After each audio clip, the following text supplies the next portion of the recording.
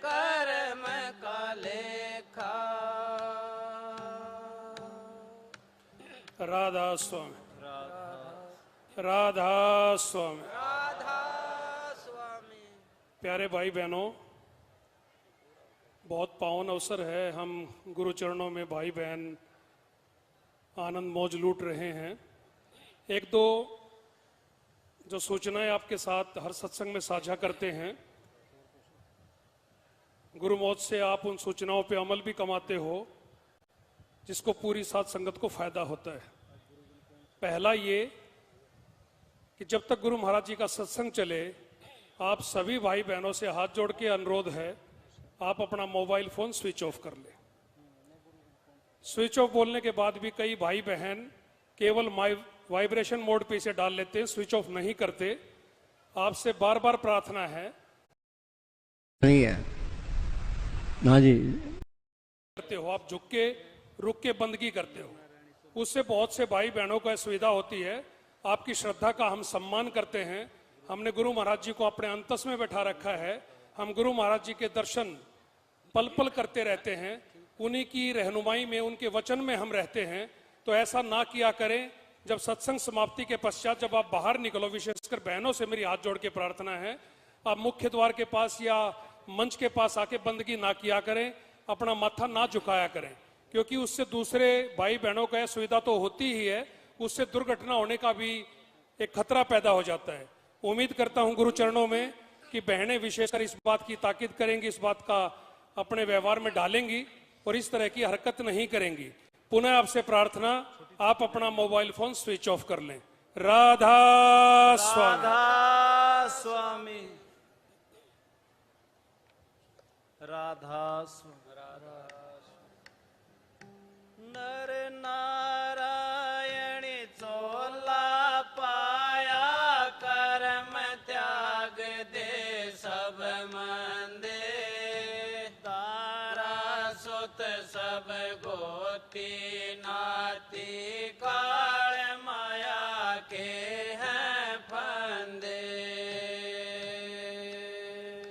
नाम सत्य है कूट खजाना, बाकी सब झूठे धंधे, दास कंवर नित ही समझाता, आंख खोल भोले बंदे।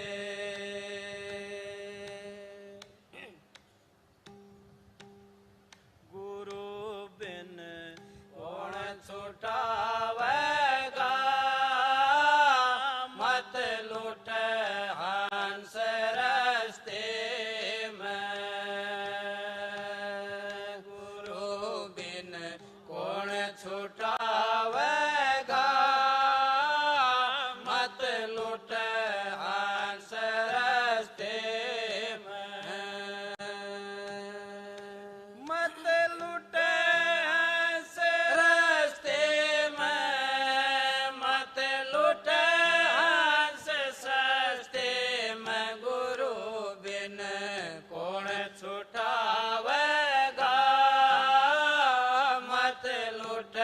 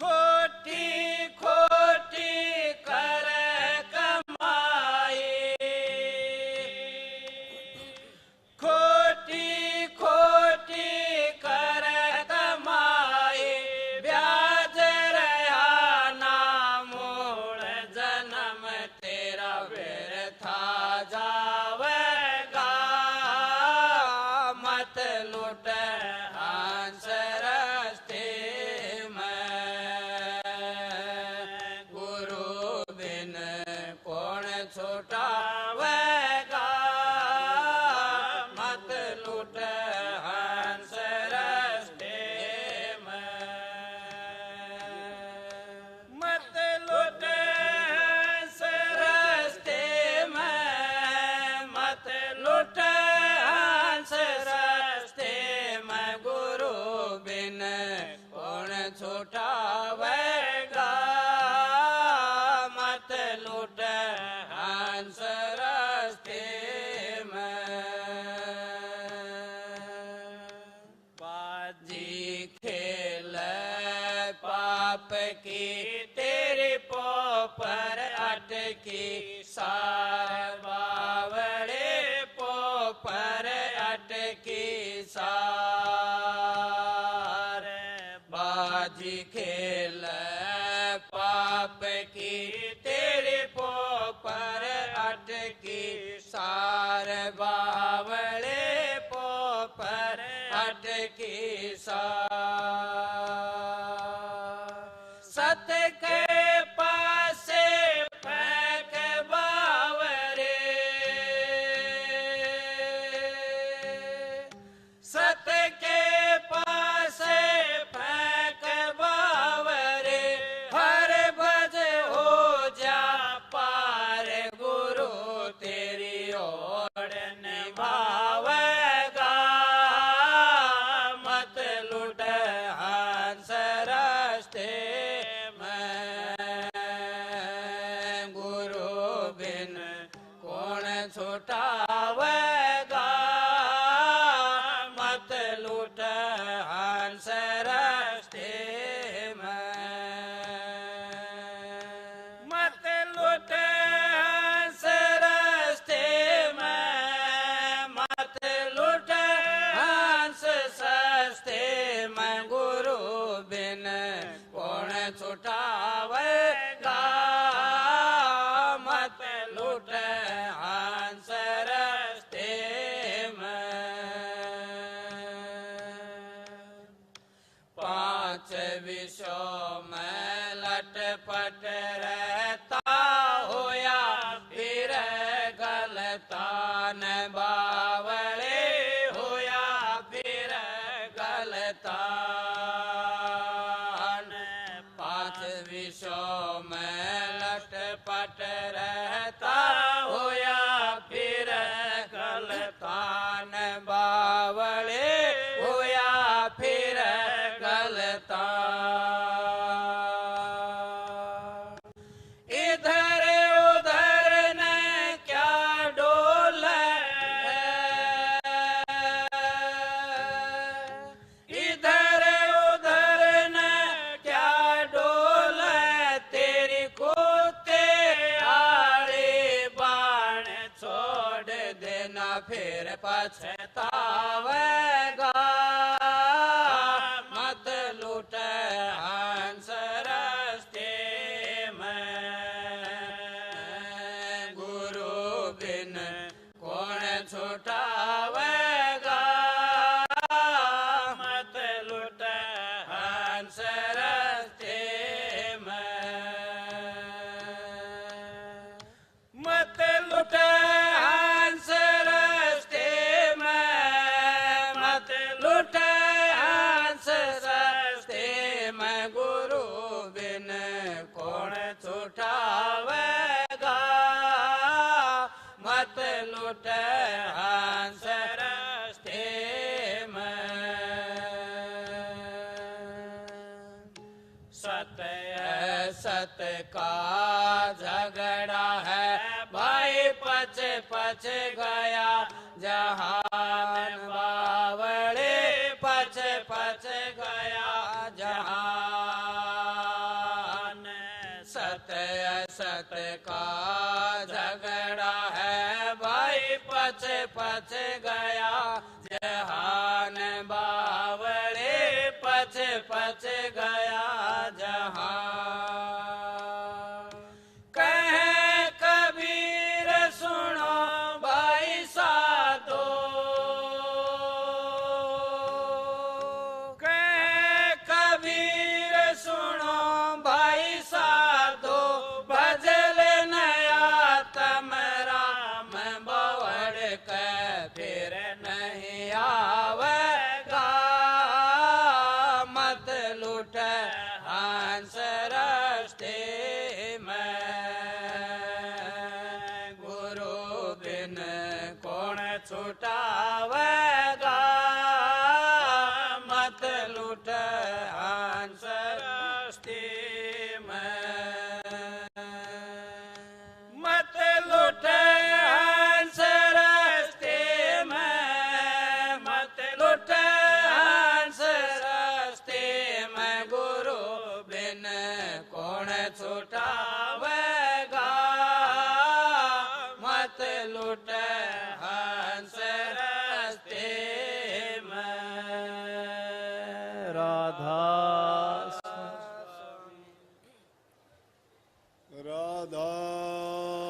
स्वामी राधा राधा स्वामी दयाल की दया, राधा स्वामी सहाय, राधा। प्यारी साध संगत जियों, जितने भी आप सत्संग लाभ के लिए उपस्थित हुए हो, शांति से बैठ के सत्संग लाभ उठाएं। जाहिर है गर्मी का मौसम है, लेकिन कोई अच्छी चीज प्राप्त करने के लिए थोड़ा कष्ट तो उठाना ही पड़ता है। और सत्संग उन वस्तुओं में से नहीं है जो इतनी आसानी से मिले। ये भी मालिक की तरफ से संयम को जांचने के लिए एक परीक्षा का रूप ही प्रेमियों से पेश करके परखना चाहते हैं कि कितना उनमें बर्दाश्त करने का मादा है, कितना उनको प्रभु भक्ति से प्रेम है। इसलिए सत्संग में जब भी आते हैं तो हम सत्संग लाभ के लिए ही आना चाहिए। ये कोई मेला नहीं, दुनियादारी के और मेले खेल तमाशे बहुत हैं देखने के लिए, लेकिन यहाँ वो चीज नहीं मिलती। यहाँ तो जो अध्यात्म के खोजी हैं, अपने जीव का कल्याण चाहते हैं, जीवन का सुधार चाहते हैं और इस काल और माया की दुनिया से सदा के लिए मुक्त होना चाहते हैं, उनके लिए सत्संग है। अगर सत्संग में आके भी जो इंसान 2 घड़ी शांति से बैठ के सत्संग लाभ नहीं ले सकता, तो आगे चल के वो क्या करेगा। अभी की बात बताऊं, एक प्रेमी था, भोला भाला, भगत भोले ही होते हैं। बहुत प्रेम से आके सामने बैठा, बोला जी दर्शन हो गए मेरे, लेकिन एक बात होगी कि जब मैं भजन में बैठता हूं ना, शरीर में दर्द बहुत होता है। मैं कहने लगा, बिना कष्ट के, बिना शरीर के कष्ट के कोई चीज किसी को मिलती है क्या। दुनियादारी के पदार्थ भी अगर आप प्राप्त करना चाहते हो तो उसके लिए भी आपको मेहनत करनी पड़ती है। मेहनत करने में आपको कष्ट भी होगा, बर्दाश्त भी करना पड़ेगा वो कष्ट, दुख, दर्द, पीड़ा जो भी होगी। अब ये छोटी सी गर्मी क्या मायने रखती है। आपकी कोई सजा थोड़ी हुई है कि आपने कोई पाप जुल्म थोड़ा किया है, आपको किसी ने मजबूर करके थोड़ा बैठाया है यहाँ पे। आप अपनी मर्जी से अपने लाभ के लिए, अपने कल्याण के लिए, अपने हित के लिए, अपने पाप कर्मों को धोने के लिए, अपनी बुराइयों को त्यागने के लिए यहां बैठे हो। आपका स्वयं का अनुशासन आपको बैठाए हुए है। और बल्कि मैं दूसरी जगह जब जाता हूं या दूसरे देशों के लोग आके जब देखते हैं तो इस बात को देख के हैरान होते हैं, जहां कोई आपको निर्देश देने वाला नहीं है, ना कोई समझाने वाला, कहने वाला नहीं है, कि लोग अपने आप आके शांति से बैठकर इतनी संगत जब सत्संग सुनती है तो ये एक आश्चर्य की बात है। लेकिन वो उस बात को नहीं समझते कि वो आश्चर्य किस बात में छिपा है। क्योंकि जिस चीज को हम सत्संग से ग्रहण करना चाहते हैं वो बहुत बहुमूल्य चीज है। उसका ना कोई तोल है, ना कोई मोल है, ना उसकी कोई दूसरी दुकान है। वो किसी दूसरी दुकान पे नहीं मिलता, वो तो संतों के संग से मिलता है, संतों के वचनों से मिलता है। और संत भी अगर वो संत मिले करने वाला जिसने नाम की कमाई की हो, अपने जीवन में नाम भक्ति करके गुरु की शरण में, गुरु की रहनुमाई में रह के जिन्होंने नाम भक्ति कमाई है, वही आपका कल्याण और उद्धार कर सकता है। क्योंकि खाली कुएं के पास जाने तो प्यासे की भी प्यास नहीं मिटती है। संत सतगुरु के पास तो वो दौलत होती है कि वो पापियों के पापों को हर लेते हैं, वो मुर्दों को जिंदा कर देते हैं, वो कागों से हंस बना देते हैं, वो कुर्डी से महल बना दें, वो आंख बंबूड़ के भी चंदन के पेड़ बना देते हैं। इन सब कहने का पर्याय या मतलब अर्थ ये है कि जो इंसान संतों के संग में जाके उनकी शिक्षा और उपदेश को जब मान लेता है तो उसकी वो जिस प्रकार से काग की वृत्तियां छूट गई। काग की वृत्ति क्या है? काग की आदत क्या है कि दूसरे पक्षियों को तंग करना, अपने लाभ और स्वार्थ के लिए उनको परेशान करना।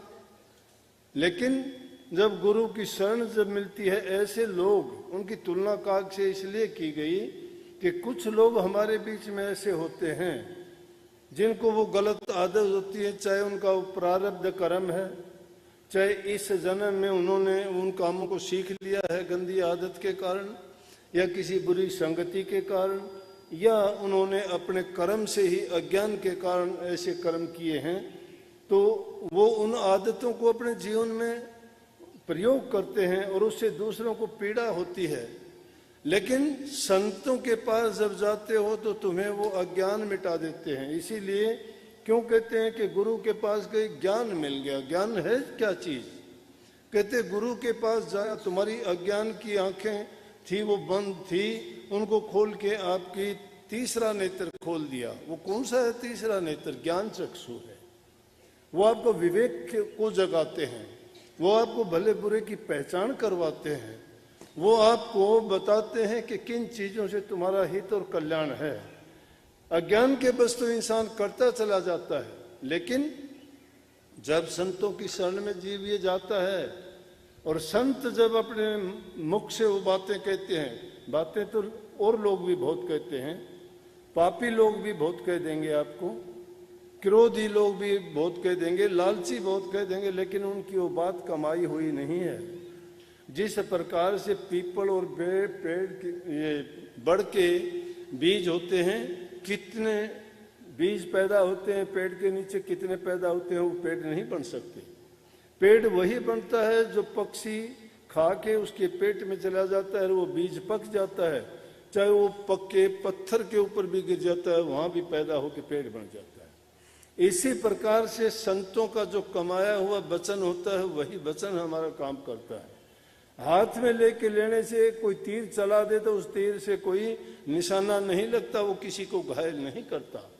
लेकिन सतगुरु का वचन जो होता है वो सेल के समान होता है, क्योंकि सतगुरु ने नाम की कमाई की है और वो उनको कमाया हुआ नाम जो है जब वो हमारे हृदय पे लगता है तो हम जाग जाते हैं, भटके हुए हैं रास्ते पे आ जाते हैं, हमारे भूल और भ्रम मिट जाते हैं। ये सत्संग का असली लाभ है। इसके असली मायने यही हैं कि सत्संग में जो महापुरुषों ने कहा कि सत्संग के में जाए के और जिक्र चलावे और उस अपराधी जीव को और मोहे न पावट हो। ऐसे प्रेमी हो जाते हैं जिनको नाम से, सतगुरु से, भक्ति से, सत्संग से इतना प्रेम होता है कि उसके लिए इंतजार करते रहते हैं कि कब वो दिन आए। और इसमें कोई बड़ी अतिशोक्ति भी नहीं है। जिनको ये सच्ची लगन लग जाती है, क्योंकि दुनिया की जितनी चीजें हैं, दुनिया के जितने पदार्थ हैं, दुनिया के जितने भी रिश्ते नाते हैं, वो सब बनावटी है, सब टूटने वाले हैं, सब यही छूटने वाले हैं। किसी में उनमें हमें सुख नहीं, शांति नहीं, किसी से कोई लाभ नहीं है। वो थोड़ी देर के बाद में दुख में बदलने वाले हैं। शरीर को दुख होगा, कष्ट होगा, लेकिन आत्मिक शांति के लिए जो काम किया जाएगा वो लाभ तो सिर्फ सत्संग से, नाम से, गुरु की संगति से ही मिलेगा। इसलिए गुरु की महिमा गाई गई कि जे सो चंद्या उगम्या सूरज चढ़े हजार, ऐता चांदन होंदिया गुरु बिन घोर हंदिया। 100 चंदा उग गया, अगर 100 चांद उग जाएं, हजारों सूरज चढ़ जाएं, लेकिन जब तक गुरु नहीं मिलता तब तक जो है अंधेरा ही अंधेरा, अंधकार ही अंधकार है।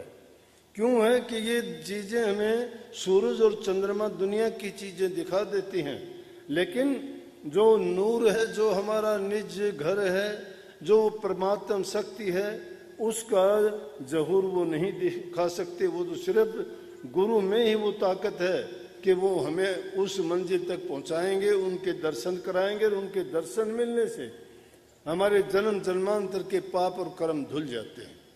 लेकिन हम इस चीज को भूल जाते हैं। हम तो दुनिया के जो चीज हाजिर में हमें नजर आती है उसी को मानते हैं, जिन आंखों से देखते हैं उसी को मानते हैं, जिन चीजों को हम अपनी ज्ञान इंद्रियों और कर्मेंद्रियों के द्वारा उनकी पहचान बनाते हैं या देखते परखते हैं, उन्हीं का हमें ज्ञान है। लेकिन जो चीज वास्तविक है उसको नहीं पहचान पाते। और उसको पहचानना क्या है? जब कभी एकांत में आप ये विचार भी करो कि दुनिया है क्या, ये कैसे चल रही है, तो इसमें कही थी ना कि आदमी अपने कर्म को बनाए, कर्म को जब करते हुए सोचे कि मैं जो कर्म करता हूं उसका कर्म फल क्या होगा। और इसीलिए ये कबीर साहब की वाणी थी कि गुरु बिन कौन छुटावेगा, मत लुट हंस रस्ते में। हंस क्यों कहा गया? सभी हंस तो नहीं है, लेकिन हंस वो पक्षी है दुनिया में जो किसी को भी किसी प्रकार की पीड़ा नहीं देता। वो देखने मात्र से ही बड़ा सुंदर और अच्छा लगता है। तो इसलिए इस जीव को, हमारी रूह को, आत्मा को हंस का दर्जा दे के हम कहते हैं। लेकिन क्यों कह के रास्ता कौन सा रास्ता है? एक रास्ता नहीं है।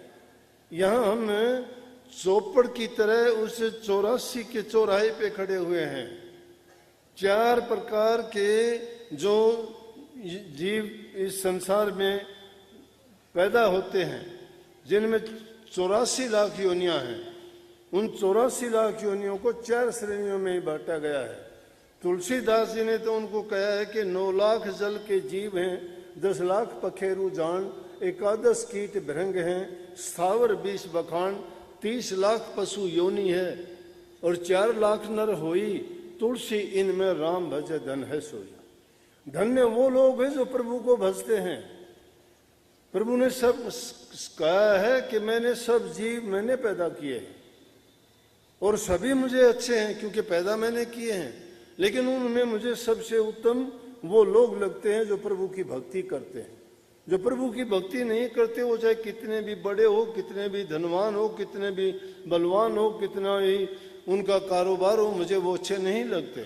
क्योंकि प्रभु को तो सभी को अपने भक्त अच्छे लगते हैं। जो जिसका हित करता है उसको अच्छा लगेगा, उससे सब कुछ मिलता है। ये नहीं कि जिसको कुछ कोई देता नहीं, लेता नहीं, जिससे कोई स्वार्थ से नहीं होता, उससे कोई बात ही नहीं करना चाहता। ये तो दुनियादारी का खेल है। लेकिन इसमें संतों ने ये कही है कि अगर तुम गुरु के बताए मार्ग पर चलते हो तो तुम्हारे गुरु तुम्हारे जीवन को बदल दे। अब क्या किया हमें इस जीवन को? इंसान का चोला तो हमें मिल गया, जिसको कहा है कि 4 लाख में 4 लाख प्रकार के इंसान है, और उनमें धन्य वही है जो प्रभु की भक्ति करता है। लेकिन हमने क्या किया? इस दुनिया में आके कोई शराब में, कोई कबाब में, कोई उल्टे सीधे कर्मों में ऐसे ऐसे कर्म करने सीख लिए जिनका कोई भी हमें ना बताने वाला ना सिखाने वाला, और वो कर्म करके हमने अपने जीवन को भी बर्बाद किया। और 84 लाख योनि में कितने जन्म हमें नरक भोगने पड़ेंगे, कितने नरकों के बाद में फिर कभी मौका मिले या ना मिले। ये तो कही है हमें बहुत अपने नेक कर्मों के कारण पिछले जन्मों में बड़ी अच्छी करनी की है, तब इंसान का चोला मिला है। ये इंसान का चोला देखते नहीं। रोजाना हम अपने पास से गुजरते, कोई लूला, कोई लंगड़ा, कोई अंधा, कोई बहरा, बेचारों को ये पता नहीं दुनिया है क्या, जिसको दिखाई नहीं देता। लेकिन वो किसी न किसी कारण से, अपने कर्म से, उन्होंने कोई ना कोई कर्म ऐसा किया जिनके कारण उनको ये भोग भोगने पड़ते हैं। तो इंसान अपना ही नुकसान खुद करता है इन चीजों में पड़ के। शराब पी के कितनी बर्बादी कर लेता है अपने आप नहीं। बच्चों को, पत्नी को, परिवार को, और सारी बुराइयां उसके कारण आती हैं। धन की बर्बादी, शरीर की बर्बादी, उसकी दुनिया में उसको बुरी नजर से लोग देखते हैं, नफरत करते हैं, कोई प्यार नहीं करता, किसी को अच्छा नहीं लगता, झगड़ा वो करवाता है, झूठा वो बन जाता है, कपटी वो बन जाता है। कितनी सारी की सारी ये दोष एक चीज के कारण इंसान में लग जाते हैं, लेकिन फिर भी हम क्या करते हैं, फिर भी वो चीजें अच्छी लगती हैं। और एक बार जिस आदत के गुलाम हो गए वो छूटना बड़ा मुश्किल है। लेकिन जिससे हमारे सारे कार्य सिद्ध होते हैं प्रभु की भक्ति से, जिससे सारे दोष मुक्त हों, रोग हमारे कटते हैं, जन्म जन्मांतर के पाप हमारे मिटते हैं, मन में सुख शांति मिलती है, परिवार सुखी रहता है, दूसरे लोगों को भी किसी का कोई मतलब नहीं, कोई बात भी होती है तो सब उसको कम से कम ये जरूर कह देंगे ये भगत है, किसी का कुछ नहीं करता। अगर कोई बात होती है तो भी उसको कहते हैं जा कोई नहीं, तेरा कसूर नहीं। क्यों कि ये गुण है इस चीज का। लेकिन एक इंसान जो जानबूझ के अपने पैर में कुल्हाड़ी मारता है, उसका कौन उसको सुख दे देगा, कौन उसको बचा देगा? गुरु क्या, चाहे कोई भी है, चाहे साक्षात ब्रह्मा जी विष्णु जी भी आ जाएं तो भी उसका हित नहीं कर सकते।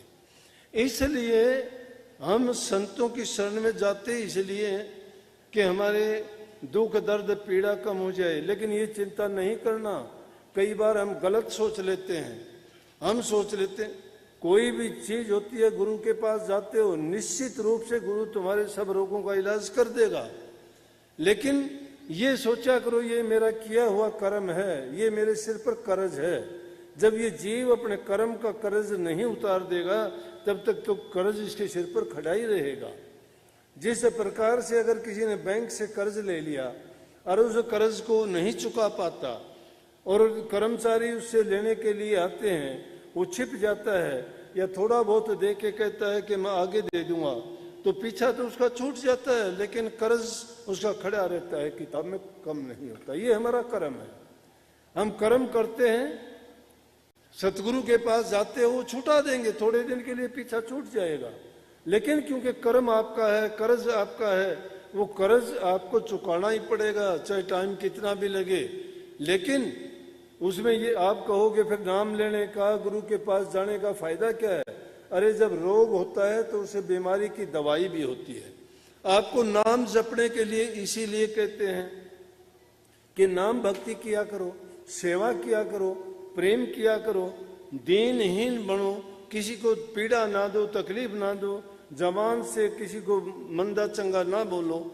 3 चीजें, तन मन और धन, ये चीजें अगर तुमने गुरु को अर्पण कर दी तो कभी भी तुम गलत काम नहीं कर पाओगे।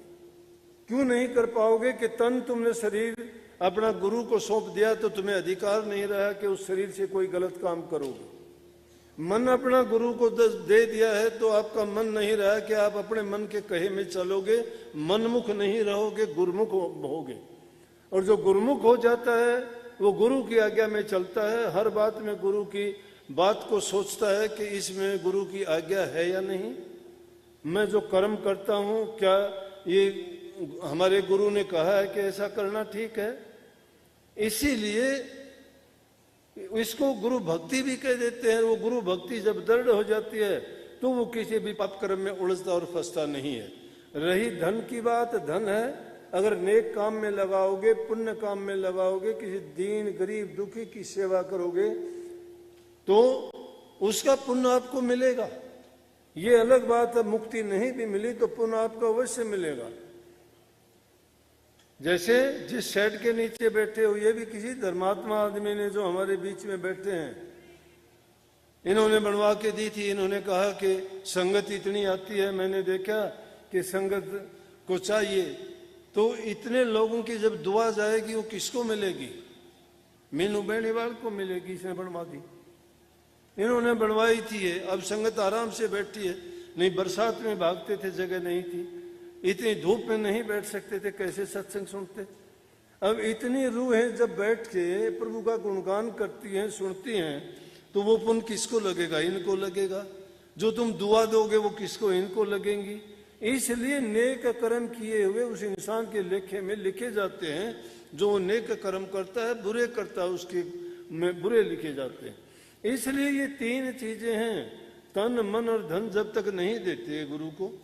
अरे राजा जनक की कहानी सुनते हो, कितनी बार बार उनका प्रकरण आता है।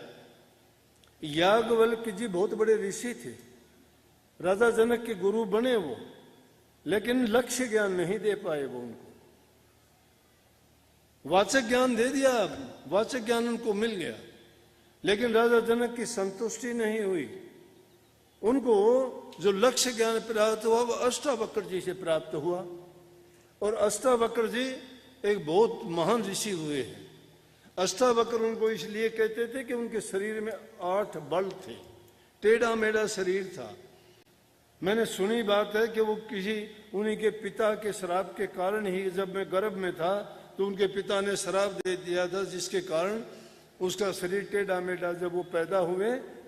लेकिन बहुत ऊंचे ऋषि थे, बड़े ज्ञानी थे, बड़े विवेकी थे। राजा जनक ने बड़े बड़े ज्ञानियों को, बड़े बड़े ऋषियों मुनियों को बुलाया और अपनी कोई बात थी जिसको जानने के लिए कोई कहने लगे कि मेरा भरम मिटा दे कोई थोड़ी देर में, और वो भी देर कितनी कि घोड़े की रकाब में पैर रखूं, इतनी देर में मुझे ज्ञान करा दे तो मैं उसको गुरु बना लूंगा। बहुत से उनके गुरु बनने के लिए आए, लेकिन कोई भी उनको लक्ष्य ज्ञान नहीं दे पाया, संतुष्ट नहीं कर पाया। आखिर में अष्टावक्र जी के पिताजी भी गए, तो जो लोग उनके गए उनको वापस नहीं जाने दिया, वहीं रख लिया कि उनको बाहर नहीं जाने दूंगा जब तक ये काम नहीं हो जाता। तो कहते हैं अष्टावक्र जी बच्चों में खेल रहे थे, खेलते खेलते और बच्चों ने मजाक कर दिया कि अगर तू ऐसा ही है तो तेरा बाप तो जेल में पड़े है, राजा जनक की में। अष्टावक्र जी की माँ ने उसको बताया नहीं था, वो कहती थी कि ना तेरे पिताजी कहीं बाहर गए हैं। और वो कहते हैं मामा के घर रहते थे, उनके मामा भी बहुत बड़े ऋषि थे। तो उनके मामा ने जब नाना से उन्होंने पूछा कि मेरे पिताजी कहाँ हैं, वो झूठ नहीं बोल पाए, उन्होंने बता दी जो बात थी। कहने लगे राजा जनक के दरबार में है वो। राजा जनक का कोई सवाल था, उसका जवाब देने गए थे, लेकिन नहीं उनका जवाब दे पाए तो उनको वहीं रख लिया।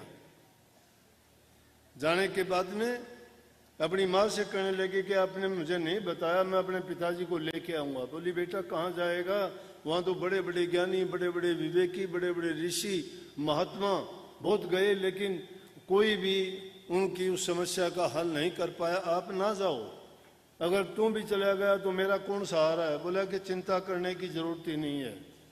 तो कहते सभा लगी हुई थी, राजा जनक बैठे हुए थे, और जब उस अष्ट मोड़ों वाले शरीर को लेके झूलता हुआ, इधर उधर डग्गे मग्गे खाता हुआ जब प्रवेश करने लगा तो द्वारपाल बोला कहाँ जाएगा।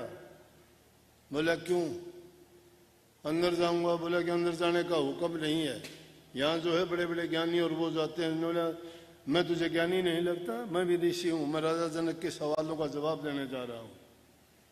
उसको जाने दिया। जब शोर शराबा सुना तो हुक्म हो गया, जाने दे भाई। जब राजा जनक के सामने गया तो जैसे संगत बैठी हुई है उसको देख के अष्टावक्र जी को, और सब लोग हंसने लगे।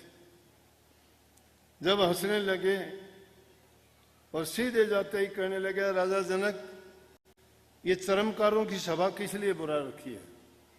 राजा जनक बड़े हैरान हुए, चरमकार, वो भी बड़े बड़े पंडित थे, ज्ञानी थे, ऋषि महात्मा, सब नाराज हो गया। आग बबूला एकदम, हमें चरमकार कैसे कह दिया। चरमकार होता है चमड़े का काम करने वाला। बोला और कौन है ये, इनको ज्ञान की समझ नहीं है, ज्ञान की परख नहीं है, ये तो चमड़े की परख करते हैं, मेरे शरीर को देख के हंसते हैं। राजा जनक ने जब ये बात सुनी तो वो हैरान हो गए कि हाँ कुछ ना कुछ इसमें मादा है, ये तेरी समस्या का हल करेगा। कहने लगा मुझे इतनी देर में ज्ञान करा सकते हो। बोले हाँ करा सकता हूँ, लेकिन ऐसे नहीं, पहले मुझे गुरु बनाओ। बोला कि हाँ आपको मैंने गुरु मान लिया। बोले जब गुरु मान लिया तो तीनों चीज मुझे देनी पड़ेंगी आपको, दक्षिणा में तन मन और धन। बोला कि दे दी मैंने। ने बोला तो आजा गद्दी से नीचे और वहां खड़ा हो जा जूतियों में, जहां जूते निकले हुए हैं। अब राजा सिंहासन पर बैठने वाला, लेकिन राजा जनक भी तो विवेकी था, ज्ञानी था। अब गुरु से जब ज्ञान मिल गया तो गुरु के सामने शब्द आता है कबीर साहब का, संतों के आगे कौन चीज बादशाही, कि संतों आगे बादशाही क्या होती है? कोई बादशाही नहीं। संतों के आगे तो जो दीनहीन गरीब बन के जाता है वो मालो माल हो जाता है, वो सब कुछ लेके जाता है। जो संतों के पास अकड़ के जाता है वो खाली आता है, उसको कुछ मिलता नहीं है। वह अहंकार का काम नहीं है। दीनता से जो जाएगा, झोली फैलाएगा, वो झोली भर के आएगा, कभी उसको खाली नहीं आने देते। राजा जनक विवेकी थे, वहां से उठे और जूतों में जाके खड़े हो गए। कहने लगे, थोड़ी देर के बाद में राजा जनक ने सोचा क्या हुआ, कैसे क्या ज्ञान कराएगा। कहने लगे राजा जनक, मन किसका है? बोले कि आपका। मेरे मन से गलत क्यों सोचता है? ये है शिष्य का। शिष्य जब अपना मन गुरु को दे देता, और मन से तुम सोचते क्या क्या हो? कहते हो शरीर गुरु को दे दिया, शरीर से करते क्या क्या हो? धन तुम गुरु तुम्हारे धन का भूखा नहीं है। क्या करेगा गुरु तुम्हारे धन का? धन चीज क्या है? नाम रूपी धन जिसके पास है, जो कभी खत्म नहीं होता है, उसको इसे दुनियादारी की रेत मिट्टी है, इसकी कोई जरूरत नहीं है। ये दुनिया के काम आता है, दुनियादारी में इसका महत्व है। इसको माया का एक अंग मान लिया गया है, दुनियादारी के काम चलते हैं। लेकिन जिन्होंने त्याग ही कर दिया है सब चीज का, उसके लिए ये माया भी पीछे भागती फिरती है। इसलिए हमें तन जब गुरु को सौंप दिया, मन गुरु को सौंप दिया, धन गुरु को सौंप दिया, तब गुरु की आज्ञा में चल के हर काम को पूछना चाहिए कि मैं जो काम करता हूं ये अच्छा है कि भला है, कि नहीं करना चाहिए या नहीं करना चाहिए, उसमें गुरु की रजा मौज या हुक्म है कि नहीं है। इन चीजों को जब सेवक समझ और मान जाता है तो समझो कि उसने भक्ति के रास्ते को अपना लिया है। हम तो क्या करते हैं, हम तो ठीक है गुरु से प्यार है, गुरु से इश्क है हमारा। इश्क भी दो प्रकार का होता है, एक इश्क मिजाजी होता है और एक इश्क हकीकी होता है। हम इश्क मिजाजी करते हैं, शरीर से प्यार करते हैं। जब यहां मैं दर्शनों के लिए बैठा था, कुछ जीव दुखी आए। मुझे किसी ने बताया कि वो जगमाल वाली के डेरे से थे। कुछ ही दिन पहले वहां पे जो गुरुजी थे वकील साहब, उन्होंने ज्योत में ज्योत समा गए। वो उनके जाने के बाद में पीछे से संसारी जीव में दुख होता है, प्यार का नाता होता है हमारा। लेकिन संतों का काम होता है, जब तक उनका काम होता है तब तक दुनिया में काम करते हैं, काम पूरा होने के बाद चले जाते हैं। वो निर्लेप होते हैं, उनकी कोई बंधन नहीं होता, वो अपने बंधन को काट के ही जाते हैं। लेकिन हम संसारी जीव उनके पीछे भागने का प्रयास करते हैं, उनके जाने पे दुख उठाते हैं। लेकिन उनको परमात्मा की तरफ से उनकी ड्यूटी लगी होती है। आज यहाँ है तो कल किसी और प्रदेश में उनको हुक्म मिला होगा, और कहीं जाके वो जीवों का कल्याण उद्धार करेंगे। उनके लिए इस प्रकार से रोना विलाप करना ये अच्छा नहीं लगता। जब संतों ने तुम्हें ज्ञान दिया है, तुम्हें समझाया है, रोया करो अपने खोटे कर्मों को, रोया करो इस बात के लिए कि मेरी बुरी आदतें मेरे से क्यों नहीं छूटती, ये पाप कर्म मेरे से क्यों नहीं छूटते, मेरी ये गंदी आदतें मैं क्यों नहीं छोड़ सकता। पश्चाताप उस चीज के लिए क्या करो। गुरु ने तो तुम्हें धन्य कर दिया, गुरु ने तो तुम्हें वो ज्ञान दे दिया था, उस ज्ञान को नहीं आप समझ पाए। वो सत्य ज्ञान था, वो ज्ञान हकीकी था। संत जो देते हैं वो हकीकी ज्ञान देते हैं। इश्क मिजाजी, शरीर से जिसका इश्क होता है, शरीर जिसे प्यारा लगता है, शरीर के उनकी बातों से, उसके रूप रंग से, उसकी पदार्थों से ये प्यार जो है ये इश्क मिजाजी है। इश्क हकीकी क्या करो, इश्क हकीकी जिसके हृदय में है उस जीव का कल्याण हो जाता है। सत्संग है क्या, नाम है क्या? अपने हृदय को पवित्र कर लेना ही नाम है। जिसका हृदय पवित्र नहीं हुआ, इससे बुराइयां नहीं निकली, हम तो बुराइयां कहां निकालेंगे? रोजाना इस पर और धूल जमाते चले जाते हैं। लोगों के भावे तो हम भक्ति कमाते हैं, लेकिन पर्दे के पीछे तो हम पाप कमाते हैं। तो क्या यही काम है? किसको लेखा किसको देना है? किससे छिपाते हो बात? दुनिया से छिपाते हो। किसको दिखाते हो? दुनिया को दिखाते हो। लेकिन लेखा तुम्हारा यहां नहीं, वहां लिखा जाता है। पल पल का लेखा लिखा जाता है। तो जब वहां लेखा देना होगा, वहीं तुम्हारी यहीं बैठे सारे काम होने लग रहे हैं। फिर आपको सोचिए करनी चाहिए कि हमें, कि जो भी हम कर्म करते हैं हमें देखता है, हमें उसका लेखा देना पड़ेगा। तो क्यों ना हम नेक कर्म करें, अच्छे काम करें। अरे गुरु के पद, गुरु के भूखे बन गए। अपने आप को गुरु कहलाने में बड़ा मजा आता है। क्या गुरु है क्या? सेवक बनना सीख जाओ, गुरु की बनने की जरूरत ही नहीं है। शिष्य जो बनता नहीं है गुरु बनने का, पहले प्रयास करता है। गुरु बनना है तो पूछो हमारे से। गुरु की सेवा किया करो, नाम भक्ति किया करो, त्याग दो अपना खान पान, त्यागो अपने ऐसा आराम, भूख प्यास पर करो संयम, निभाओ अपने मन को, करो काबू में। मन के नचाए नाचते हो, मन कहता है वो करते हो।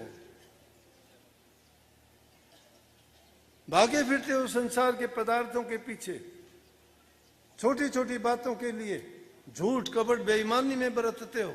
रात दिन दूसरे लोगों को दुख देने में लगे रहते हो। जो दूसरे को दुख देता है उसको शांति कैसे मिलेगी?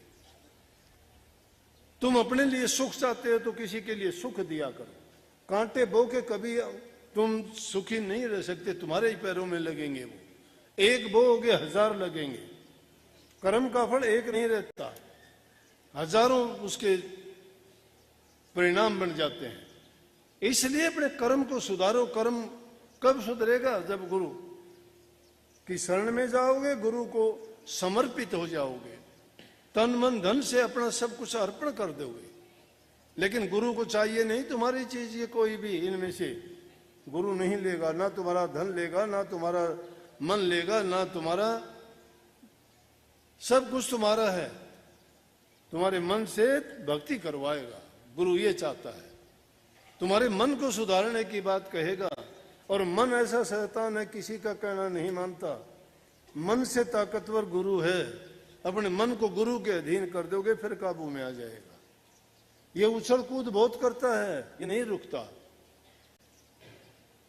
शरीर सो जाता है, ये नहीं सोता, फिर भी भागता रहता है। सोपन की अवस्था में कहां कहां जाते हो, कल्पनाओं में कहां कहां डूब जाते हो।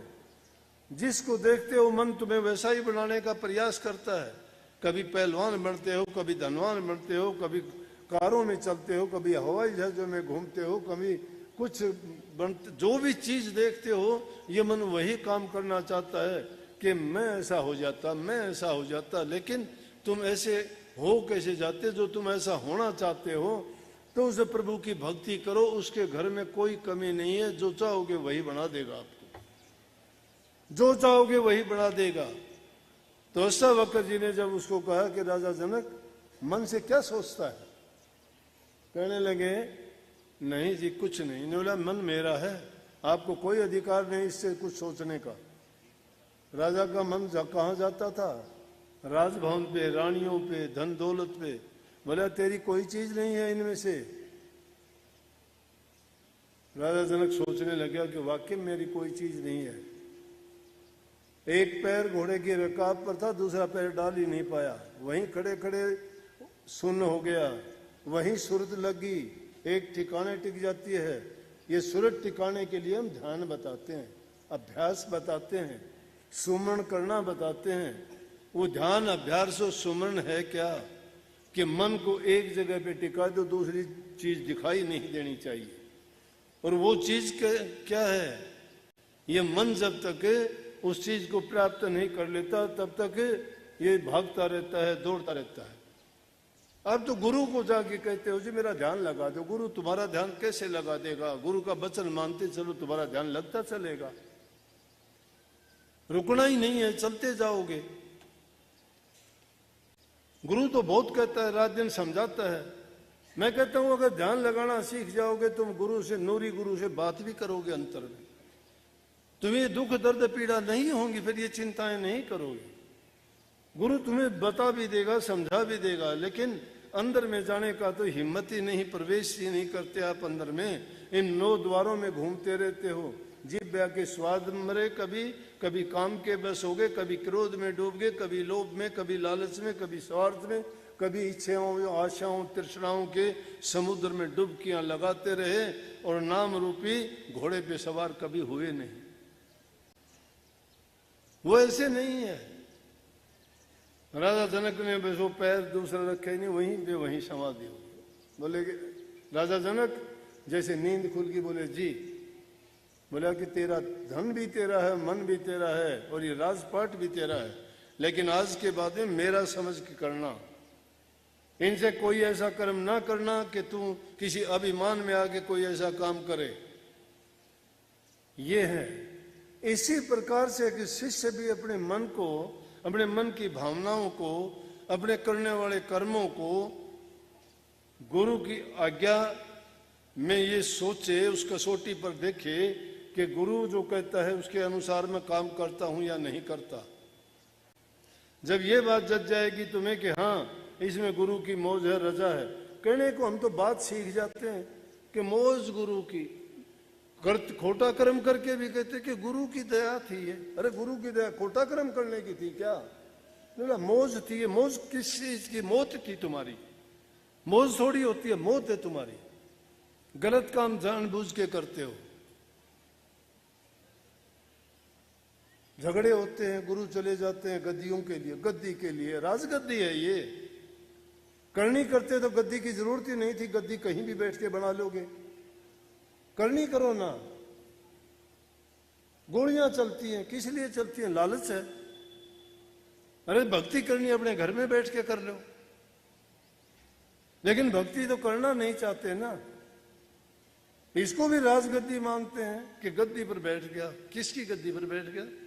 गद्दी किस चीज की है? गद्दी तो राजा महाराजाओं की होती है। बंदूकों के पैरे लग गए, उनको बचाओ।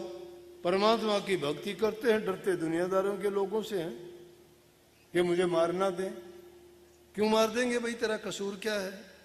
और तू ही कसूर करता है तो शिष्यों को क्या सिखाएगा? कसूर से तो बचाते हैं, कसूर खोटा कर्म ही तो होता है। अरे बचो इन खोटे कर्म करने से, नेक काम किया करो, भले काम किया करो, अच्छा करने की आदत डालो। मन वचन और कर्म से जो इंसान पवित्र हो जाता है, यही भक्ति है। यही भक्ति है, तुम्हारा मन टिक जाएगा। जिसके मन की कोई वासना नहीं, जिसकी कोई तड़फ नहीं, जिसकी कोई चाह नहीं। महात्माओं की बड़ाई क्यों गाई गई? ना तो उनको कुछ खो जाने का डर है, ना ही कुछ पा लेने का लालच है। वो प्रभु की भक्ति में लीन रहते हैं। वो कहते हैं अपने राम को 2 रोटी मिल गई, ठीक है। हाथ में कुंडी, बगल में सोटा, चारों दिशा फकीरी में, जहां गए फकीरी है। लेकिन ये कलयुग में इस चीज की जरूरत है। इंसान भटका हुआ है। किसने इसकी बुद्धि को हर लिया? काल और माया ने भरमा दिए जीव। नशे की इतनी बुरी लत पड़ी हुई है, जवान जवान बच्चे बर्बाद होते जा रहे हैं।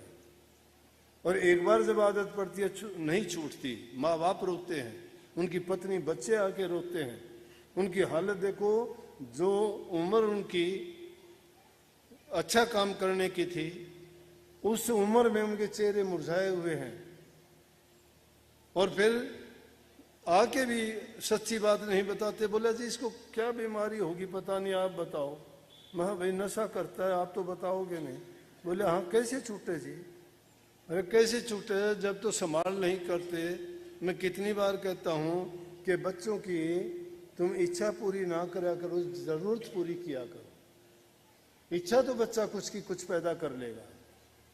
बच्चा जो तुम्हें कहता है तुम वो इच्छा पूरी कर देते हो उसकी।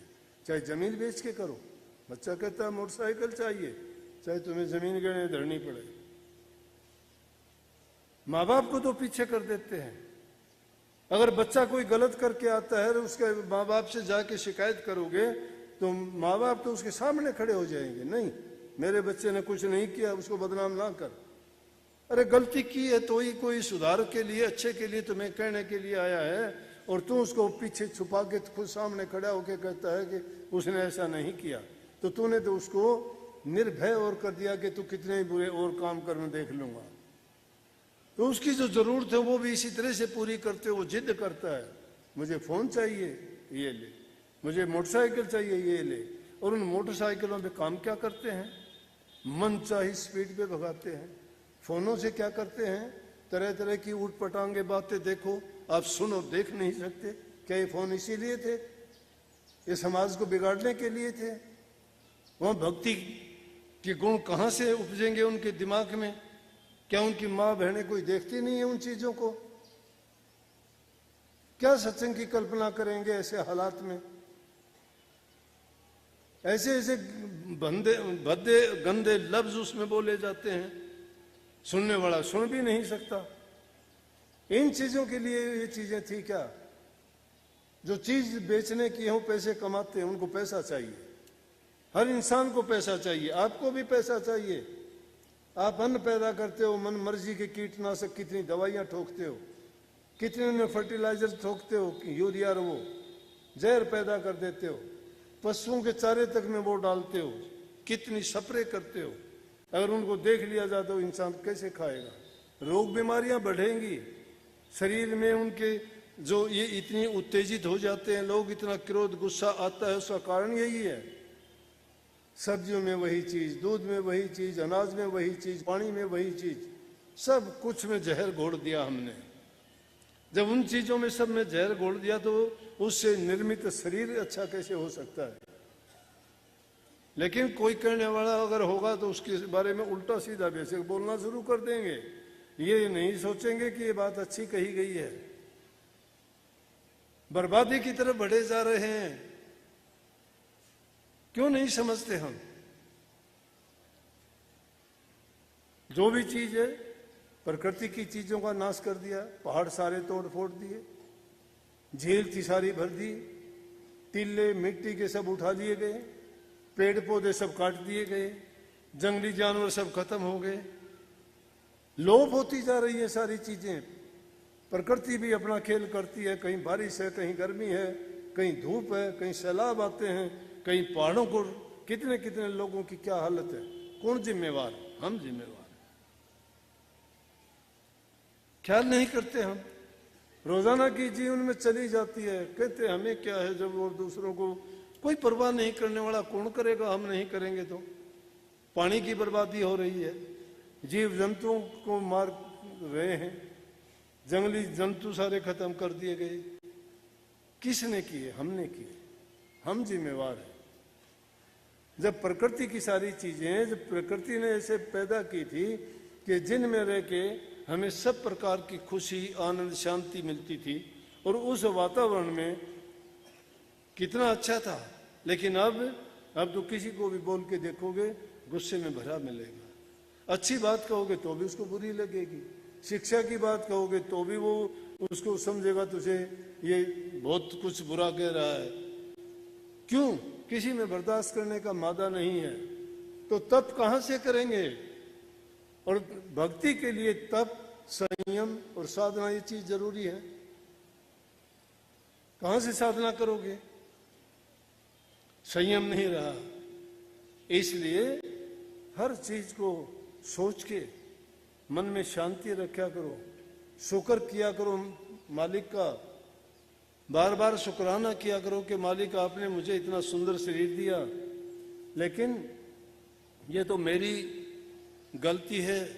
मैं ही ऐसा नमक हराम हूं कि आपसे शरीर पाके इतना सुंदर, इतना अच्छा समय लेके, जिसकी कीमत बड़ी बहुत ज्यादा है। कबीर साहब तो कहते हैं बहुत कीमत है इस शरीर की।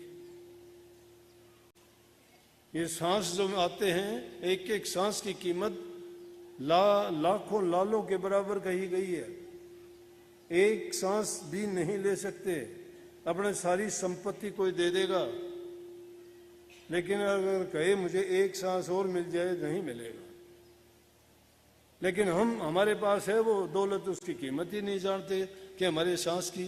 कबीर साहब नहीं कहता हूं कि जात हुर काहे बजाऊं ढोल, सांसा खाली जात हर लाख लाल का मोल। लाख लाख लाल का मोल है एक एक सांस का। सांस इसलिए कही कि सांस सांस में नाम सुमर, और व्यर्था सांस ना खोए, ना जाने इस सांस का आवण हो ना होए।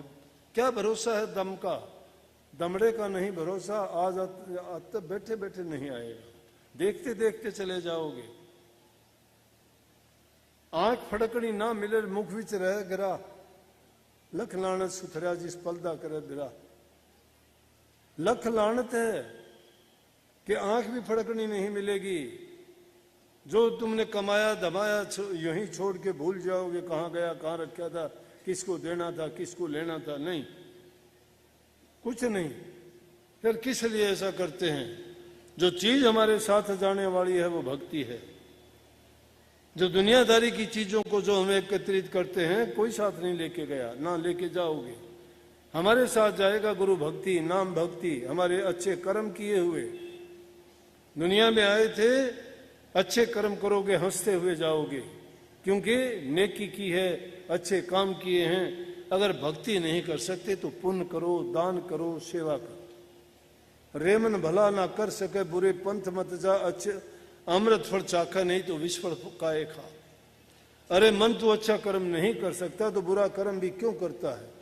अगर अमृत फल नहीं सकता है तो तू विष फल भी क्यों खाता है? बुरे कर्म को छोड़ के अच्छे काम कमा ले। नाम, प्रभु के नाम में ये ताकत है, ये शक्ति है कि जो जो उस नाम को तुम सुमरते जाओगे, तुम्हारे हृदय की गंदगी साफ होती चली जाएगी। कचरा भरा पड़ा है जन्म जन्मांतर का, एक नहीं कई जन्मों का। हमें याद नहीं है कितने जन्म हमने लिए हैं, उन जन्मों में क्या क्या हमने कर्म किए हैं। वो कर्म की गठड़ी साथ लेके आए हैं, वही कर्म ढोते ढोते फिर चले जाएंगे, और फिर वही काम फिर करना होगा। वही पशु पक्षियों की तरह जीवन हम जीते हैं। क्या बड़ापन है? इंसान का चोला तो मिल गया, लेकिन कर्म पशुओं वाले करते हैं हम। अच्छे काम जो करता है वो नेकी करने वाला, वो सच्चा प्रभु का सेवक है, प्रभु का भक्त है। इसलिए उस नाम का सुमन जो जो करते चले जाओगे, त्यों तो तुम्हारी बुराई निकलती जाएंगी, उनकी जगह अच्छाई ले लेगी। नहीं तो वो बुराइयां और बढ़ती चली जाएंगी जितना भी उनको शक्ति मिलेगी। बुराइयां जब तक मन से नहीं निकलती है तब तक भक्ति नहीं कर सकते, 2 मिनट भी नहीं बैठ सकते। आपका मन आपको टिकड़े ही नहीं देगा। निंदा और बुराई के काम में आप घंटों तक लगा दोगे, दुश्मनी आप कई जन्मों तक निभा दोगे। लेकिन भक्ति करने के लिए, नाम सुमन करने के लिए 5 मिनट भी बैठना तुम्हारे लिए मुश्किल होगा। अगर उसमें तुम बैठना शुरू कर दो तो मैं कहता हूं कि एक प्रकार का नहीं है सुमन। सुमन भी त्रिगुणात्मक है, ये भी 3 प्रकार का है। एक जो सुमन करते हो तुम तुम्हारे हित के लिए करते हो, तुम्हारे लाभ के लिए करते हो, दुनिया के पदार्थों के लिए करते हो। सत्संग में भी आप यही बात लेके आते हो। कोई नौकरी के लिए आता है, कोई संतान के लिए आता है, कोई धन के लिए आता है, कोई शरीर के रोगों से, पीड़ा से, दुख मिटवाने के लिए आता है। भक्ति के लिए कोई नहीं आता। भक्ति के लिए आए तो कहना ही क्या है? फिर तो ये सारी चीजों की जरूरत अपने आप ही पूरी हो जाएंगी। लेकिन नहीं, हम इन चीजों के लिए आते हैं। इसी प्रकार से नाम का सुमन भी हम इसी प्रकार करते हैं। एक करते हैं अपने हित के लिए, अपने सुख शांति के लिए, एक करते हैं दूसरे के नुकसान के लिए, और तीसरा जो करते हैं वो जिसमें ना तो दूसरे का नुकसान न ही अपने, लेकिन वो सिर्फ मुक्ति के लिए करते हैं, वो जन्म मरण से छुटकारे के लिए करते हैं। वो सात्विक है, वो सात्विक है। इसलिए इन चीजों में सबसे पहली जरूरत है कि इंसान की संगति अच्छी हो। नंबर 2, उसका इंसान का खान पान अच्छा हो। नंबर 3, गुरु की आज्ञा में चलने वाला हो। नंबर 4, जो कुछ उसके पास है उसमें वो सब्र करे। जिसको सब्र नहीं उसको शांति नहीं। और वो मालिक की रजा और मौज समझे कि जो मेरे लिए परमात्मा ने किया है वो अच्छे से अच्छा किया है। इससे मन में शांति आएगी, मन टिकेगा, नाम भक्ति करोगे, जो जो करते चले जाओगे तो तुम्हारे मन की शक्ति तो क्षीण होती चली जाएगी, रूह को ताकत मिलती चली जाएगी। रूह जब मन से ताकत हो जाएगी, मन हार जाएगा और मन फिर रूह के कहे में काम करेगा। ये रूहानी ज्ञान है, ये रूहानियत है। उसमें जब चलोगे, उसके अनुसार जब चलोगे तो तुम्हारा मन फिर तुम्हारे भलाई के काम करेगा, फिर तुम्हें ये ऊट पटांग रास्ते पर नहीं लेके जाएगा। मन पंछी जब लग उड़े विषय वासना मां, काल बाज की झपट में तब लगाया ना। ये मन पंछी है, ये विषय वासनाओं में जब तक भागता रहता है जब तक ये नाम रूपी बाज की झपट में नहीं आता। जब ये नाम की झपट में आ जाएगा तो इसकी विषय वासनाएं सब खत्म हो जाएंगी और ये उस सच्चे रास्ते पे चल पड़ेगा।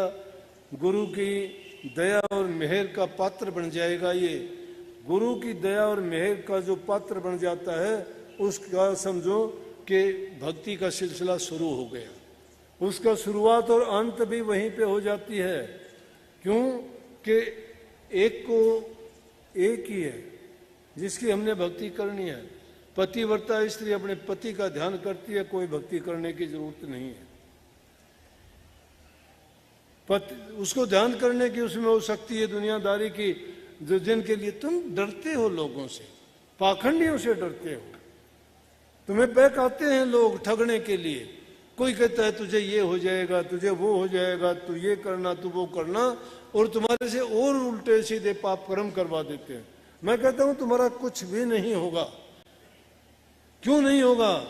अरे प्रभु ने किसी को नहीं भेजा यहाँ ये काम करने के लिए, प्रभु ने सिर्फ संतों को भेजा है। और संत तुम्हारे बुरे कर्म छुटवाते हैं, अच्छे काम करने के लिए तुम्हें नाम की दीक्षा देके अच्छे रास्ते पे चलाते हैं। वो इन पाखंड में, आडंबर में और भरमों में नहीं डालते। लेकिन जो मानता ही नहीं किसी को, वो क्या है? जिसके कर्म खोटे हों, जिसके नसीब में लिख रखा हो ना, वो समझाने से नहीं मानता। क्यों नहीं मानता? कि उसको अपना कर्म और ढोना है, वो और ज्यादा पापी बनना है उसने। नहीं तो इंसान, बड़े बड़े लोग देख के अपने आप को सत्संगी कहलाते हैं, मुंह के आगे कुछ कहते हैं, पीठ पीछे कुछ होते हैं। अरे दुष्ट हो, तुम्हें ये शर्म नहीं आती कि गुरु के घर के होके और फिर तुम उल्टे सीधे काम करते हो। गुरु तो इस दुनियादारी के लोगों के दुखों को मिटाने के लिए आते हैं, शांति देने के लिए आते हैं। ये लोग तो पहले ही इस काम क्रोध की अग्नि में पहले ही जल रहे हैं, पहले ही ये तो बहुत दुखी हैं।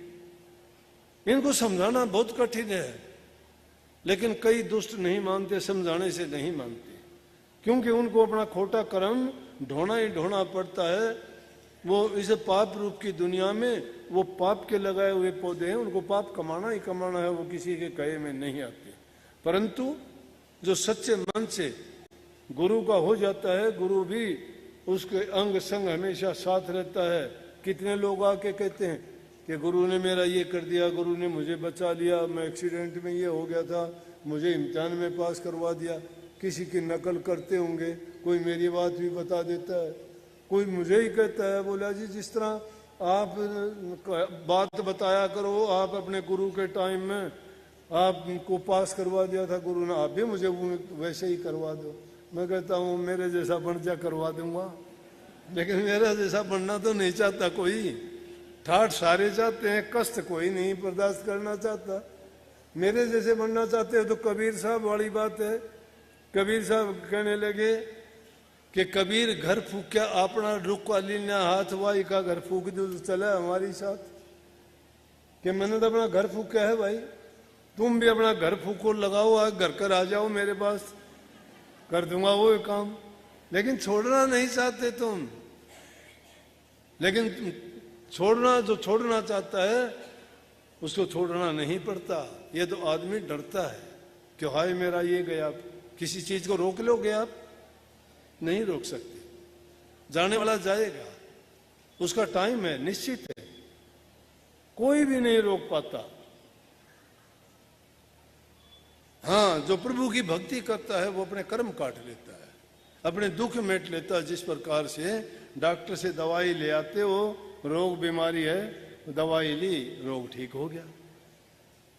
तो ये नाम भी दवाई है। और रोग लगे हमें जन्म मरण का, उस दवाई को पियो। ये दुनियादारी के क्या कष्ट, जब जन्म मरण का ही दुख मिट जाएगा। सब चीजों को छोड़ के भक्ति किया करो, नाम का सुमरण किया करो, अभ्यास किया करो। दोनों टाइम कम से कम इतना जरूर कहा करो, उसका एहसान माना करो मालिक का कि हे सच्चे मालिक, तुमने मुझे इतना सुंदर शरीर दिया है, मैं अज्ञानी हूँ, मूर्ख हूँ, भूल जाता हूँ, गुनहगार हूँ, गुनाह करता हूँ रोजाना, लेकिन आप बख्शनहार हो, मुझे बख्श। मैं भूलनहार हूँ, भूल जाता हूँ। इस दुनिया माया के देश में मेरी बुद्धि बहक जाती है। आप कृपा करके मेरे खोटे कर्मों को ना देख के मेरा भी कल्याण करो, उद्धार करो, मेरे विचारों को शुद्ध करो, पवित्र करो। ये अगर तुम दोनों टाइम ये अरदास भी कर लोगे ना बैठ के, 2 मिनट भी नहीं लगती इसमें, तो फिर भी कभी ना कभी तुम्हें ख्याल आएगा कि हाँ, और तुम्हारी संभाल हो जाएगी। अरे जो पुकारता नहीं उसकी कौन सुनेगा, पुकार करोगे तो सुनेगा, लेकिन करना सच्चे मन से, बनावटी नहीं। कभी काम तो कुछ करते रहो, उधर करते रहो, देखते कुछ और नहीं। एकाग्रचित होके किया करो, मन से किया करो, पूरे मन से एकाग्रचित होके, दोनों आंखें बंद करके, और फिर हाजिर होके उसके दरबार में। ये मान लो कि जैसे आप उनके चरणों में पड़े हुए हो और आप उनके चरणों में पड़ के अरदास करते हो, माफी मांगते हो, गिड़गिड़ाते हो, अपना दिल का पर्दा खोल के रख देते हो, मैंने पाप किए हैं, मैंने गुनाह किए हैं। और फिर पाओगे कि आप इतने हल्के हो जाओगे कि जैसे आपके गुनाह माफ हो गए। क्यों नहीं होंगे आपके? अरे ईसाई लोग तो शनिवार 5 दिन तो मर्जी करते हैं और शनिवार के दिन जाके कन्फेस करते हैं। बस जाके वहां गॉड फादर के सामने खड़े होके कहते हैं मैंने गुनाह किए हैं, उन गुनाहों को माफ करना। बस हो गए। 5 दिन फिर करो मन मर्जी, शराब पियो, मांस मछली अंडे खाओ, पाप करो, करो कुछ सारे काम करते हैं। माफीनामा 1 दिन में हो जाता है? नहीं, ये माफीनामा रोजाना मांगा करो। ये माफीनामा जो रोजाना मांग लेगा उसके गुनाह भी माफ हो जाएंगे और प्रभु की कृपा आप पर बरसेगी, आपको शांति मिलेगी, आपका जीवन सुखी होगा और हर प्रकार से जो शैतानी ताकतें हैं वो हार जाएंगी आपसे। नहीं तो तुम अगर खोटे मंदे कर्म करोगे, पाप कर्म करोगे, शैतान अपनी शक्तियों को तुम्हारे ऊपर उसी तरह छोड़े रखेगा जो तुम्हारी बुद्धि को भ्रष्ट करके तुम्हें नेक रास्ते पर नहीं चलने देंगे। इसलिए संतों की शरण में जो जीव चला जाता है, क्या करवाते हैं संत इस कलयुग में? कलयुग में संतों की यही तो कृपा है। कोई मैंने कहा है क्या आपको कि कोई तुम कठोर काम करना, घर छोड़ देना, जंगल में चले जाना, व्रत करना, कहा कुछ? मैंने कहा कि यज्ञ हवन पूजा पाठ करना, घी फूक देना, आग लगा देना, कहा कुछ? मैं तो ये कहता हूं घर में रहो, कमा के खाओ, पर धन पर तिरिया से ने ना लगाओ, अपना काम करके खाओ, अपना मेहनत का खाओ, सच्चे मन से प्रभु से प्यार करो, बुराइयों से बचो, बुरे काम ना करो। सत्य के रास्ते पे चलते हुए गुरु ने जो तुम्हें नाम दिया उस नाम का सुमरण करो, चिंतन करो। और जो जो तुम ये चिंतन करते जाओगे, सुमरण करते जाओगे, तुम पाक साफ और पवित्र हो जाओगे, हृदय शुद्ध हो जाएगा। और जाका हृदय शुद्ध है उसी में प्रभु आके वास करता है। वो जिसके पास प्रभु है वो हर चीज से मालूमाल है। सबको बहुत बहुत आशीर्वाद। हमने जो गुरु से पाया है मैं वही आपको बताता हूँ। मैंने तो अपने गुरु से सब कुछ पाया, मालो माल कर दिया, किसी पाखंड में नहीं फंसाया गुरु ने। सप्त संत थे बाल ब्रह्मचारी, कोई किताब पुस्तक पोथी नहीं पढ़ी। उन्होंने तो वो ज्ञान दिया कि जो किसी किताब में ना लिखा जाता, ना जबान से वर्णन किया जाता और ना ही उसका कोई सीमा है। लेकिन वो ज्ञान गुप्त होता है, उस गुप्त ज्ञान को गुप्त रूप से ही लिया जाता है। वो पोथी पुस्तकों में नहीं, वो यज्ञ हवन पूजा पाठों में नहीं, वो सच्चे हृदय में जब उसको बैठा के खोजोगे तो सब कुछ उसी में समाया हुआ है। तो गुरु की कृपा के बिना ऐसा नहीं होता। गुरु की कृपा हम पर बरसी, धन्य हो गए। आप पर भी प्रभु इसी प्रकार कृपा करे। और आप भी धन्य हो जाओ। सबको बहुत बहुत आशीर्वाद। राधा स्वामी बोलो श्याम बोलो राधा स्वामी नाम बोलो जब भी जुबान खोलो राधा स्वामी नाम बोलो सुबह बोलो श्याम बोलो राधा स्वामी नाम बोलो जब भी जुबान खोलो राधा स्वामी नाम बोलो भागे बड़े हमने नर्तन पाया है हीरे जैसी जिंदगी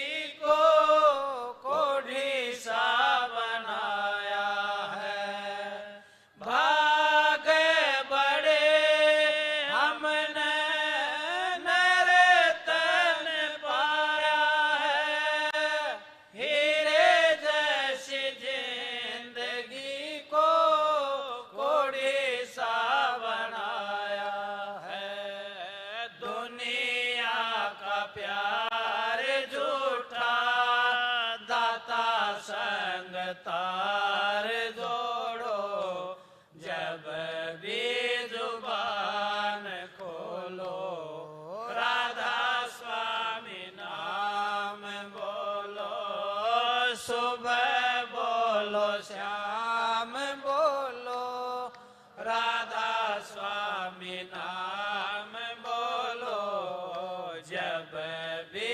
जुबान खोलो राधा स्वामी नाम बोलो प्रभु की कृपा से मिला अनमोल खजाना है जिसकी कृपा से मिला उसी पर लुटाना है प्रभु की कृपा से मिला अनमोल खजाना है जिसकी कृपा से मिला उसे पर लुटाना है एक पल न जाए खाली ध्यान में मगन हो जब भी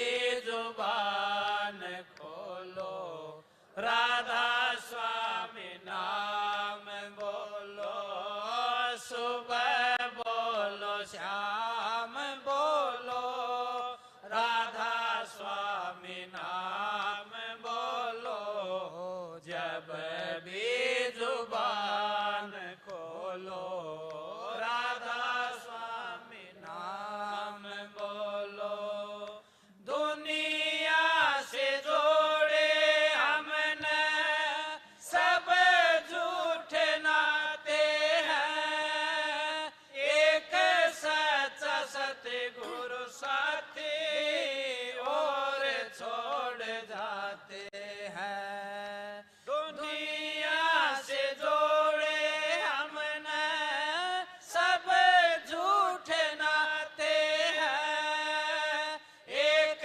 सच्चा सतगुरु साथी और छोड़ जाते हैं कभी ना जो साथ छोड़े उसी संग साथ जोड़ो जब भी जुबान खोलो राधा स्वामी नाम बोलो सुबह बोलो श्याम बोलो राधा स्वामी नाम बोलो जब भी जुबान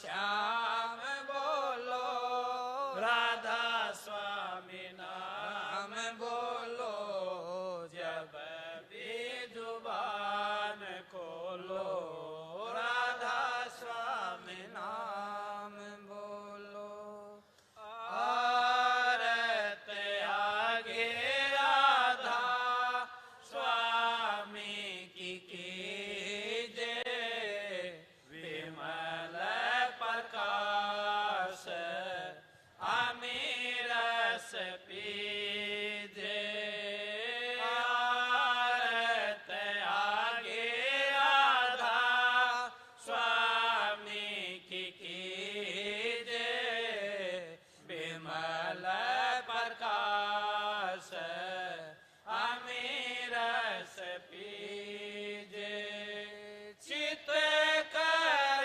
चंदन हित कर माला आने चढ़ाऊं स्वामी दीन दयाला चित कर चंदन हित कर माला आने चढ़ाऊं स्वामी दीन दयाला गगन कथाल सूरत की बाती शब्द की जोत जग दिन राती आरत आगे राधा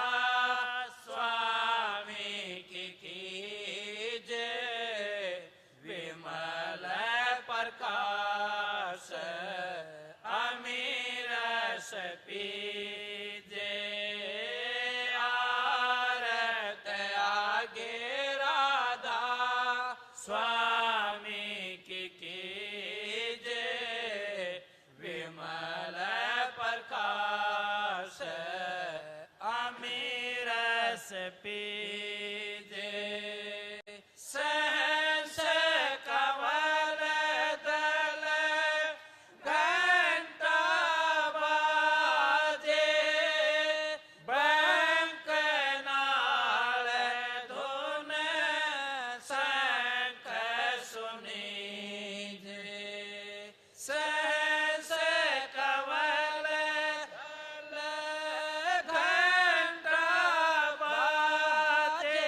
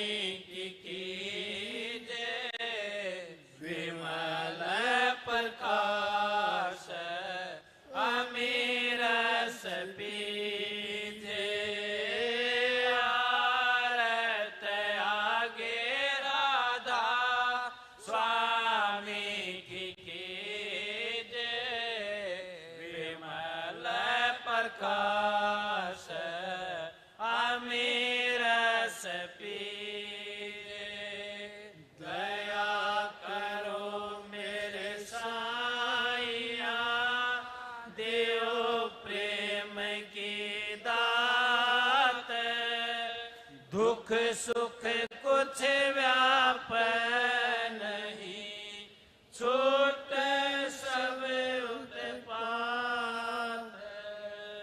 राधा स्वामी, राधा स्वामी, राधा स्वामी। जाने वालों के लिए छुट्टी है भाई, शांति से जाइयो, आराम से पहुंचोगे, भागा दौड़ नहीं करना, नहीं नुकसान उठाना पड़ेगा। अब अगला सत्संग 18 तारीख का दादरी का होगा, रक्षाबंधन का। नामदान वालों के लिए अभी थोड़ी देर में टाइम बता देंगे, तब तक जाने वाले जाओ छुट्टी, नाम वाले रुक जाओ, उनको